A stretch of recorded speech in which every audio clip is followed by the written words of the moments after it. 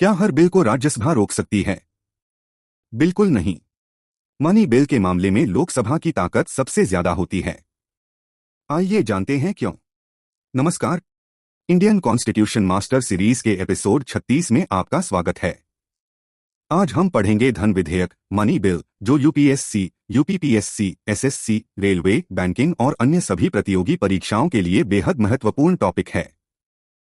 धन विधेयक money bill क्या होता है? धन विधेयक वह विधेयक होता है जो कर, टैक्स, सरकारी धन, उधार, भारत की संचित निधि, कॉन्सोलिडेटेड फंड ऑफ इंडिया आदि से संबंधित होता है। उदाहरण: यदि सरकार नया टैक्स लागू करना चाहती है या टैक्स में बदलाव करना चाहती है तो उसके लिए मनी बिल लाया जाता है। अनुच्छेद 110 धन विधेयक क्या कहता है? अनुच्छेद 110 के अनुसार कोई विधेयक तभी मनी बिल माना जाएगा जब वह केवल धन संबंधी विषयों से संबंधित हो। उदाहरण: केंद्रीय बजट से जुड़े कई महत्वपूर्ण प्रावधान मनी बिल के रूप में लाए जाते हैं। मनी बिल की विशेषताएं क्या हैं? केवल लोकसभा में प्रस्तुत किया जाता है।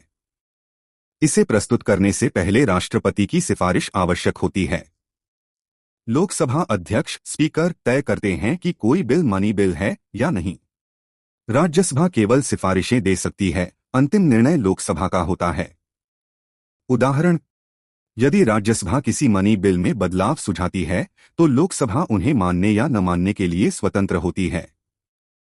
एग्जाम ट्रिक से समझू। Article 110 money bill. L Lok Sabha. P president's recommendation. S speaker certifies. One liner revision. Article 110 money bill की परिभाषा। मनी बिल केवल लोकसभा में प्रस्तुत होता है। राष्ट्रपति की सिफारिश आवश्यक। स्पीकर तय करते हैं कि बिल मनी बिल है या नहीं। राज्यसभा केवल सिफारिश दे सकती है। क्विज: मनी बिल प्रस्तुत करने का अधिकार किस सदन को है? ए राज्यसभा, बी लोकसभा, सी दोनों सदन, डी सर्वोच्च न्यायालय। सही उत्तर बी लोकसभा। अगले एपिसोड में हम पढ़ेंगे वित्त विधेयक फाइनेंस बिल। जानेंगे फाइनेंस बिल और मनी बिल में क्या अंतर है और परीक्षा में इससे जुड़े महत्वपूर्ण प्रश्न। कंपटीशन एग्जाम ब्लूप्रिंट को सब्सक्राइब करना न भूलें। मिलते हैं अगले एपिसोड 37 में।